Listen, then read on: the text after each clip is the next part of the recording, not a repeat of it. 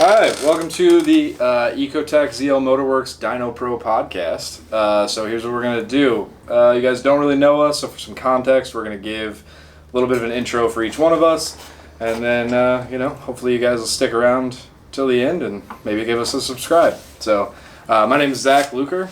I run ZL Motorworks here, and I come from a background of drag racing, and then I worked in another machine shop here locally for the past 4 years, and I've kind of been racing my whole life. So that's where my background comes into, and that's really all I want to do is build very cool motors for guys like these and just have fun. So Misha, what about you? Well, I'm Misha Avershenko, and I am the owner of ecoTECH, and also have some grubby hands in ZL and Dyno Pro. And my background is 25 years of auto repair and performance and maintenance and everything. Strictly ecoTECH is mostly import performance, heavy on Subarus. Heavy on Subaru. Heavy on Subaru. Fuji. Very heavy. But same as Zach, just cool things and trying to design our own line of engines. We've been building engines for a long time, but with the addition of Zach, we can finally get to that next step and do some crazy stuff. So, What about you? Scooty? my name is Tom, also known as Scooter to the guys around the shop. That's a long story. We'll get to that. It's another podcast. Is that another podcast? Yeah, that's another podcast. Tom, also known as Scooter LePack. I've been in the car scene not for that long as far as Subaru goes. And before that, I worked at a General Motors plant, which was really fun. Totally didn't know that. Not really. 100% did not know Quality that. control. Yeah, no, I was quality control manager at the GM Winsville Assembly Center. They made the trucks and the vans. And then after that, I worked at an auto auction for about a year. And then through my drummer in the band, who's actually a technician here at ecoTECH, that's how I came to be a Stubby guy, because he had an STI, and I was like, that's kind of cool. Like, let me check it out. I was like, okay. I was like, all right. Then I bought one, and then it just kind of went all downhill from there. And the rabbit hole begins. Yeah. And the bug had bit. So, so that was, I think, 3 years ago, and now I've been just kind of doing whatever. Now he has one. Yeah. Now he has one. Now he has his STI. Yeah, I have an 04 STI. It's not an 05 like Chris had, but it's still pretty cool, I guess.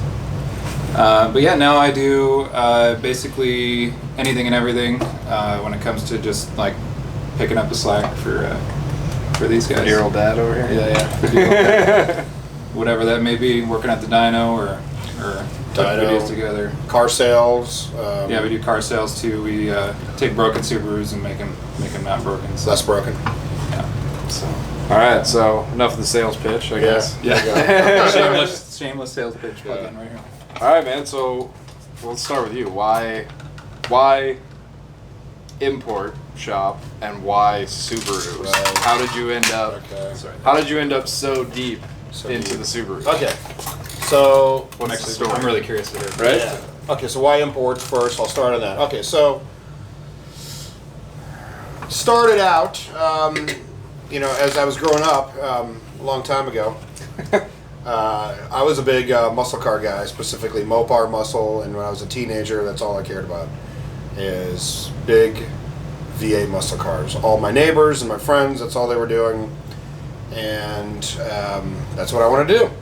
And I had a few of those, and actually, I ended up moving to San Francisco when I was 19, because I also was in a band, and at that time, that's what I really wanted to do. And but to pay the bills, I had to still work on cars, and I was working on diesel trucks there. And as awesome of a job as it is, as well as it pays, it's great on your body. So imports at the diesel place that I was working at, we also had a car rental, and that's all we had is imports to rent cars. And I really fell in love with how easy it was for me to grasp their systems. And yes, I'm old enough to remember the beginning of OBD2. So OBD2 on import cars for me was just really easy to grasp. So that's what it is. And came back to St. Louis and was like, came back to St. Louis. I worked at a Subaru place in Berkeley, California, actually, and we were a service center. And when I came back here, it had other places I worked at. But when I started ecoTECH in 2011, one of the other guys that I hired, that was always our goal, is to start doing Subaru performance because we just liked Subarus. You're talking about Neil or Kevin. Kevin? Yeah.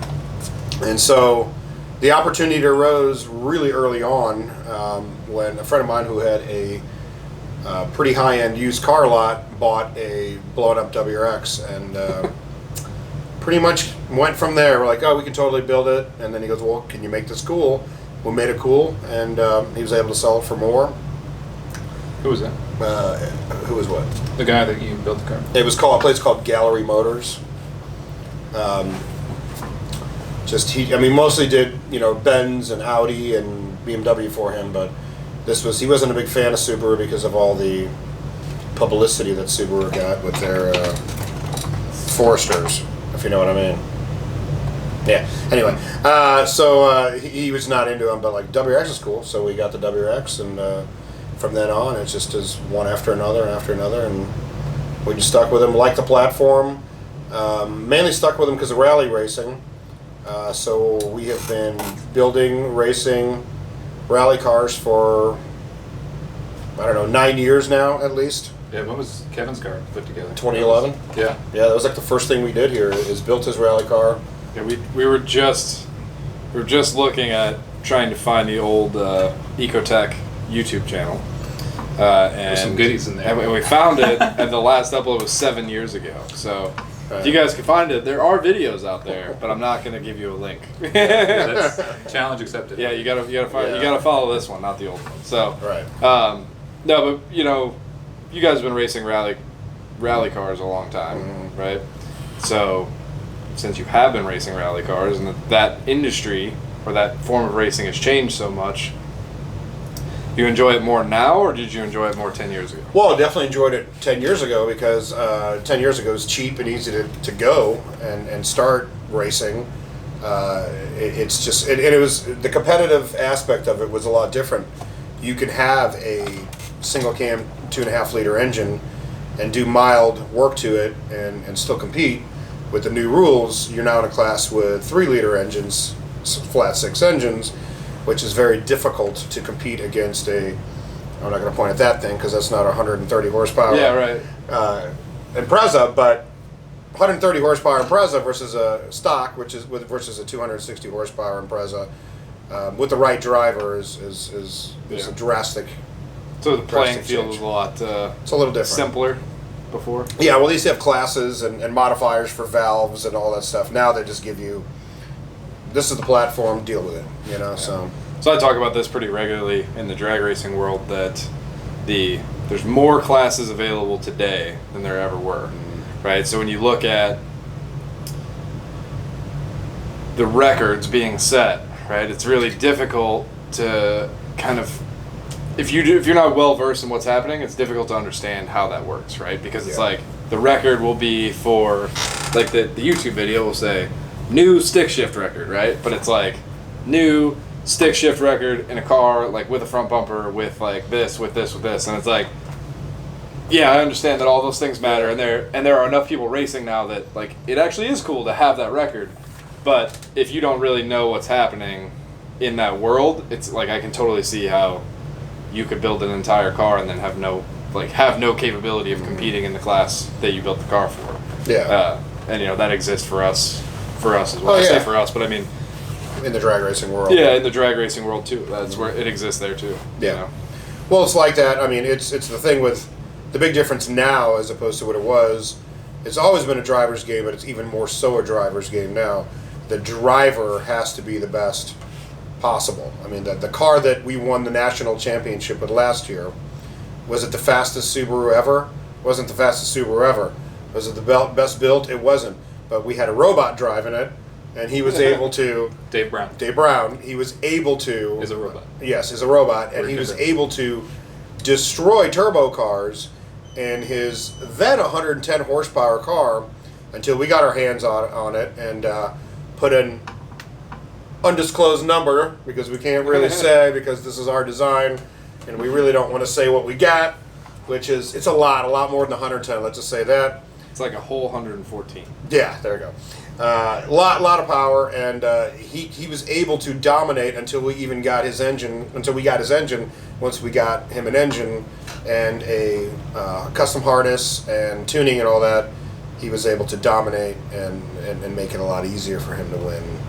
Well, because beforehand he was just like, what was the problem? He had like AM Infinity, and it was like stalling out, and he would literally have to cycle the key mid race, and he was still winning.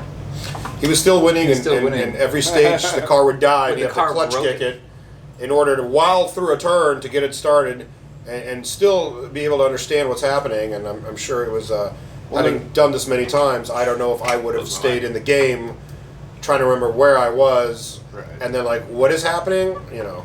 Well, the same thing, you know, that goes to all motorsports, right? Like if you have, like even in drag racing, which is all about top speed, it's like consistent is fast. It's like if you have a car that will go out and do the same thing over and over and over again, then you have a platform to build off of to go faster.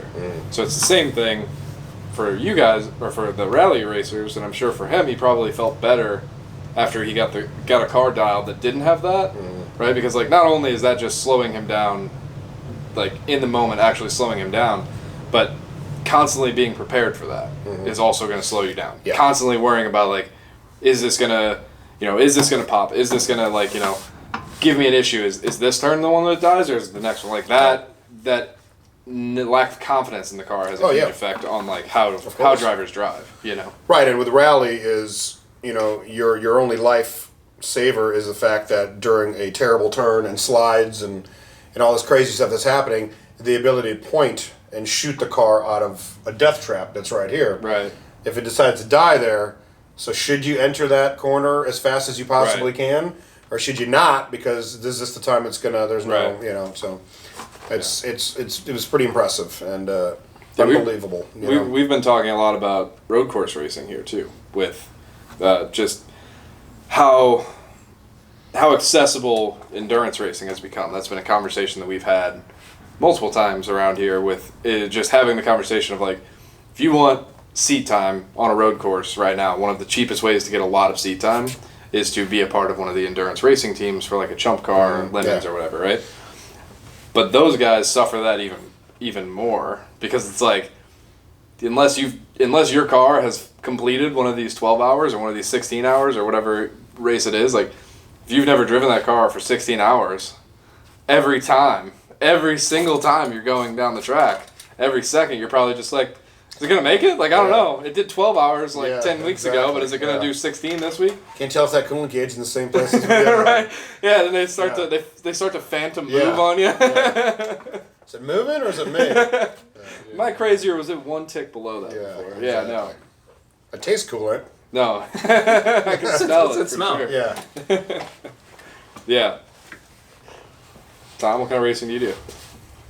Well, I'm actually probably the most naive in this group when it comes to racing, which is why I really like working with you guys, because it's something that I've been trying to like get more into, or just less ignorant on. So this for me is actually kind of like me getting into it even more, because just sitting here and like, oh, okay, like endurance, like I'm learning things. So, but if I were to say that I've done any racing, it would be in high school. And racing against my wallet, because money would just fly out with speeding tickets. I've gotten, probably, no joke, I've probably gotten like 12 speeding tickets just in my high school career. I'll say that I've definitely, I raced dragsters from a young age, and then always had a car throughout high school to race, so I was never really that drawn to the street racing thing. It's not really big around. I mean, there's really fast cars around here. Yeah, like really fast. It's either there's nobody at all, or there's like just there's a big ridiculous jump. Cars. Yeah, there's a big jump between like your normal street cars that are kind of quick, and then like the really fast stuff around here. You know, and the really fast stuff is 4 digits or more. Like in that you just have to have that to even play. You know. Right. And yeah, there's kind of a gap there, and I don't think that that's necessarily a bad thing, because I think after a certain point, like, I don't think everybody who can buy a 1,000 horsepower car should probably have a 1,000 horsepower car. Well, that's, yeah, I mean, Misha sees a lot of that too with the shop because we'll get kids that come in here and they're like, hey, you know, I got like $20,000 and I got this, you know, SDI, like, you know, can you get me 100 horsepower? And just like, well, we can, but should we? Well, $20,000 is not enough. First of all, if you're talking about a Subaru. And if have you driven a 300 horsepower car? That's the question. No. And I don't know if you can drive an 800 horsepower car, you know. Yeah, I have a friend that I walked from a stock BRZ up to his now modified Z06, and like, he really respects that car because he drove a lot slower cars for a couple of years beforehand, and you know, back when he used to think his other stuff was fast. Yeah. And then even when his Corvette was stock and it was like fast. Oh yeah. And now he takes you for a ride in it, and it's like, in the car as it sits now, and you're like, you're aware that this is beyond anything those other cars were capable of, you know. And it's fun to watch that. As somebody who's been around it my whole life, interacting with people who are like not even new to it, but have only done it for the late part of, like, you know, in adulthood, and didn't grow up with a family that was into cars. It's an interesting thing to hear them talk about like how they view really like the community, right, and like the culture around cars. Because I've gone, I have countless Good Guys shows and like these big, like hot rod events where it's like the old cars, big motors, and like the guys cruise them around the whole weekend and stuff like that. And I really like those, but I can't say I've taken any of my friends to one, you know, because that's just not like, they don't get it, right? Because it's not like, it's like any other sport. If they're not, if you're not immersed into it, you're not in into it. it. Yeah, exactly. Right. Yeah. It's not that. It's not that. But I mean, Ryan. So your friend Ryan. Yeah. Ryan. I mean, he started with stock BRZ. Yeah. Then a turbo BRZ, which was really slow. Was it really slow? Was it supercharged? It was turbo. It was turbo. It was turbo. It was. I forget whose kit it was. It was. But we worked on it a few years ago. Yeah, he had that. He brought it in for the timing. That's the right. VVT. Right. The sprockets. And then jumping to the Corvette. Well, no, there was a car in between that. What was that? He bought a S2000. Oh, okay. Right, and then he was gonna build the S2000, and I kept telling him, I was like, before you go down this hole, and like really start to go this way, I need you to go drive other really fast sports cars. Yeah. Like, yes, can you make 1,000 horsepower with an S2000? Yes. Like, is that the best way to make 1,000 horsepower? Yeah. Like, is the rest of the car going to sustain what you're trying to do with it? Right. You know. And now that he's got this car, I think he's super happy. But it took me a lot of convincing to be like, hey, dude, like, do you want a fast car, or do you want a fast BRZ? Right. Like, that's a conversation that I have, and that's not even anti-Subaru. That's just like, I have that conversation with everybody. It's a reality. I mean, it's a complete reality. Anybody who brings me something weird, it's like, I have a friend who always talks about building a Jeep. Like, do you want a fast Jeep, or do you want a fast car? Yeah. Two different things. Two different things. Or do you want a Jeep that is an off-road Jeep and doesn't have to be a fast Jeep? Right. Well, that's not what he's talking about building. Oh, he's talking about a Cherokee building, or something. Yeah. Big. No, it's like a big turbo 6, and I'm like, I mean, okay, you can do it, but like, do you want a fast car or do you want a fast Jeep? Yeah. And that realization, as someone who has like probably as little brand loyalty as anyone in my industry ever has, you know, because a lot of machinists and a lot of engine builders are like, this is what I like, I don't like anything else. And I'm, as you guys know, I'm like super open. Like, if it's cool, I'm into it, I like it. Yeah. But as someone who is that way, I always say the same thing. Like, anytime you're gonna buy a new car, cool, go drive everything that you've ever thought about buying in your price range. You're telling me you want to build this to be fast or insane? Cool. I need you to really think about, like, do you want to fast this or do you want a fast car? Because there's two different price tags attached to that, and that's two different speeds, two different horsepower goals. That's true. You know? That's true. Especially when... Right, Thomas? Yeah. What was that? I don't know. It's just this thing I do. Actually, I'm going to start that from here on out. That's all right, Thomas. Right, Thomas? Oh, no. It's going to be my thing from now on. I'm having flashbacks to my childhood. Yeah, there you go. Speaking of childhood, one thing we also don't know about Tom is he is our dyno wrangler, too. This gentleman has... Get the straps. Strapped more cars on a dyno than you could possibly ever want to. At some point, I guess we'll show the picture, but the whole joke came about whenever Steve, the guy that also helps with the dyno, put together a picture like that was like, I don't know, it looked like some 3-year-old kind of did it when he had like 2 seconds on a computer and was just realizing how like cut works and paint. Like he took a cowboy hat. He took a picture of a cowboy and then like just kind of like slapped my face on it. And then, Well, it was a cowboy riding a T-Rex. Boy, somebody should introduce him to Snapchat. He would have, he would have a blast with filters. Yeah. He, but yeah, so I'm unofficially the Dyno Wrangler, but we. Now you're officially the Dyno Wrangler. There's no unofficial title. I guess it is an official Yeah. title. Well, it started out that morning when we had an entire tuning day, and whatever happened to you, whatever you were doing the night before, I had called Steve and said, "Hey, you going down to the dyno? Yeah. Are you going to work it?" Or, he said, "Well, we're Scooter." Like, well, Scooter's definitely going to be there. He is the Dyno Wrangler. He is. And then so when we showed up, That's. he had done that in that 20 minutes it took us to get to the dyno. So there it was. It's fun, man. I enjoy it. It's Yeah, and you'll meet Steve. Steve is supposed to be here, but he had something to do. He is. So Steve. It's our fault. We last minuted it. With us, That's man. fine. It's he's the other participant in Dyno Pro. We're not. It's our fault, Steve. Yeah. Sorry. If you watch this, it's our fault. He's gonna watch this video. You guys are idiots. Yeah. It's totally my fault. What are you guys talking about? No, but yeah, man. Yeah. So, in the future, we'll probably be talking about current events for not just us, but for the entirety of like the racing world. We've talked about some of the big events here amongst ourselves. You know, like, let's be realistic. The biggest thing in the last week is the C8 Corvette, right? Like everything that it changes about the sports car world is nuts, you know. Yeah. And so we'll talk about that kind of stuff in the future. We really just wanted to kind of get this one out here as like a, hey, let's give some context to what we're going to try and do here.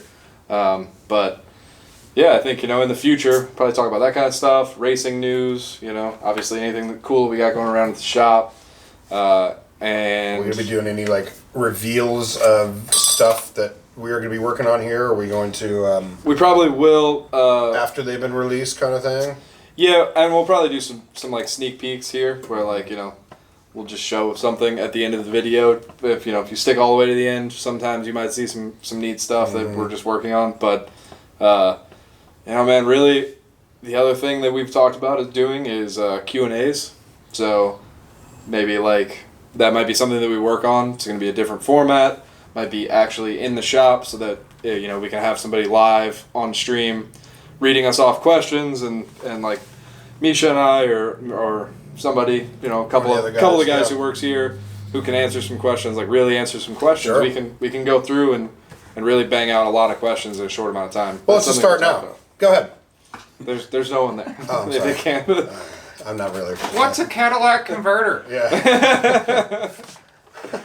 Yeah. So yeah, we got some other It's ideas. like a Corvette. With a CTSV body on it. Right. Now it's a Cadillac converter.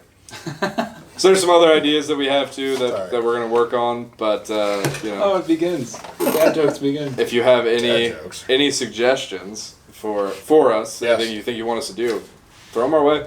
Yeah, we're Yeah. open to anything. Yeah, we're And are we going to be introducing little snippets of anybody else that is as part of this whole thing, or we're just, yeah, I think so. I mean, it's kind of up to them. All three of us are we're super willing to do this. I don't want to force this on anybody, Yeah. but if somebody who works for our grouping of companies Right. here once in, I think, you know, everybody has different experiences, and that's really kind of like what this is. We just want to have a conversation about, you know, as organic of a conversation as you can have in front of a camera about kind of ourselves and our experiences and stuff that we want to talk about. You know, that's Right. my I feel thought pretty process. organic. You bought me some organic apple juice a little while ago, so You said you wanted juice. I got you cold you got pressed me juice, organic right? apple juice. He's complaining because Really? I bought him too expensive of Swag. juice. I'm not complaining. You're just getting me back when you asked me to get you mellow yellow a few days ago, and I didn't do Yeah, it. just straight up disappointed. Well, it was. I mean, we'll tell them. It was at Subi Fest, and there were 7,000 people there The whole day. the whole day. He and would not wait in a line for me, and I think it's bullshit. we tried to wait in a line, but it was raining, and That was fun, by the way. Subi Fest. yeah, Subi Fest was great. Oh, yeah, Subi Fest. This is the guy swimming in the lake. Yeah, at Subi Fest. Guilty as charged. Yeah, so if you find anything this is him. Yeah. I am He's doing internet okay. famous. I don't have any diseases.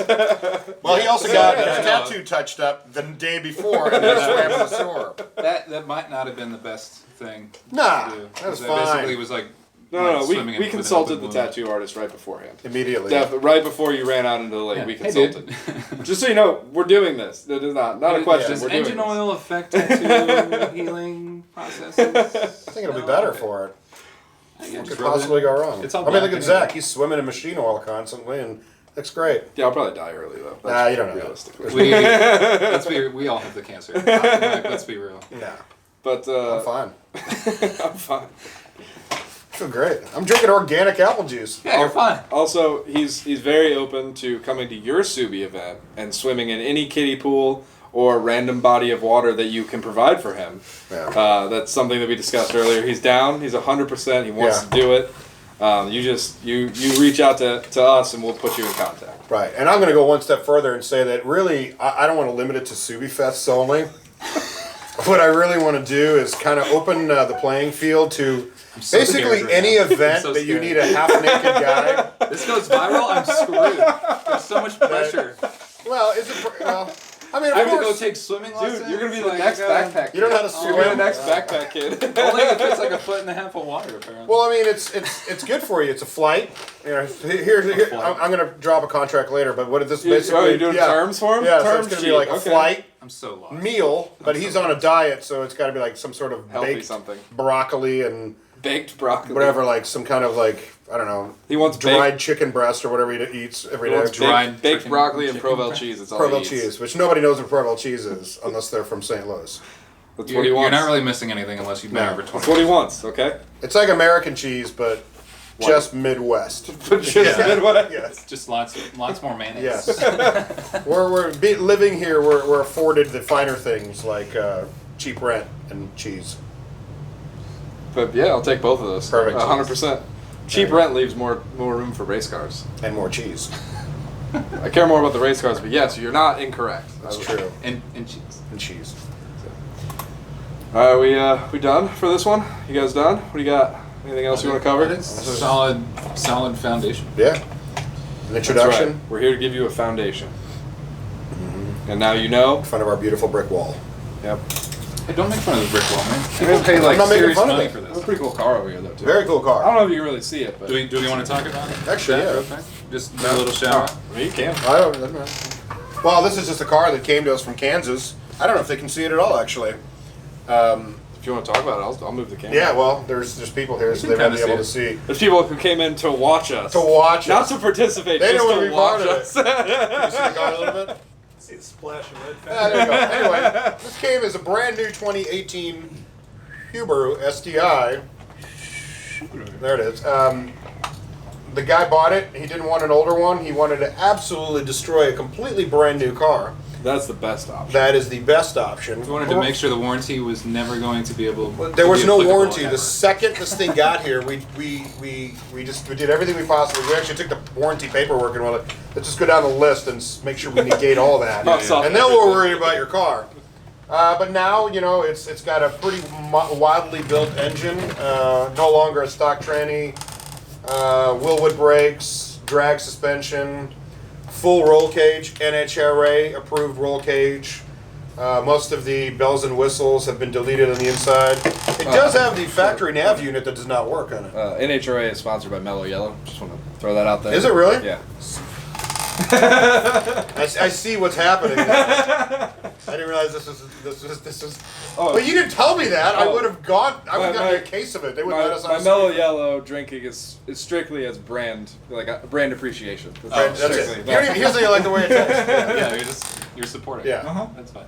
But he has done one thing that everybody said wasn't going to happen is do an entire drag season in a Subaru on the same engine. And we have no idea how that happened or what we did to make that happen, but it did happen, and it actually did it drive here? Yeah. It drove here Yeah, it drove from here. Kansas. For the next level. So For the next level. Do you remember exactly like how many passes he did? Because it was. So he did what was it, 65 runs 4,000 on miles. on a drag trip. 4,000 miles worth of drag racing. Just full on, So absolute. I can't do that kind of math right now, but Racing. that sounds like a lot. I mean, a high average for bracket racers is 300 passes a year. 300 passes. Okay, so this is what he did. And those- 65 on the Those track. are guys that are doing it every weekend and Right. winning. And then he also did every weekend of street drag racing. So we don't really know how many he did, but he did more than this engine was designed to do. And we're not just talking just like just taking it down the street. No, he literally just No, like this- full on race face. Yeah, this car has been only abused its entire life. Only abused. This car was like, what the The hell did I second get he bought this this car, life for? I mean, that right now it doesn't have the Mickey Thompson slicks on there because it came off the dyno last week. It's good. It's still good. It still does. It's got the street. It has the street. The slicks street on it. ones. Street Okay, slicks. street slicks. Yeah. Are they the Mickey Thompson? No, they're Yeah. Michelin. Michelin's. Okay, he's got. I remember at his house he had a whole stack Boy, of it Mickey says Thompson. Mickey Thompson. Okay, right well, there. whatever. There's a logo. It's the logo. See, this is the mellow yellow talking, so we don't really know. It's the person who knows about drag racing tires. That is true. They look small though, don't they? Just out of curiosity, does Michelin make a drag racing tire? I don't even think so. I don't know. I don't know. Just out of curiosity. Oh. Michelin, let us know. Michelin, Mickey Thompson. Yeah, Michelin, if you're watching this, let us know. Yeah. We like tires. we like tires and we have a blank brick wall. So much opportunity. Yeah, So well, you much didn't bring. room. We were gonna bring 2 ferns, but that's already taken. For 2 ferns. Yeah, We do between 2 tires. perfect. Between 2 tire stacks. Yeah. All right, we're wired up. All right, guys. Well, thanks for joining us. Like, subscribe, share everything. Awkward handshakes are definitely something you should share. Yeah. And check out our Facebook pages. So, Please. thanks, guys. See Thank you next you. time. Can I touch you now?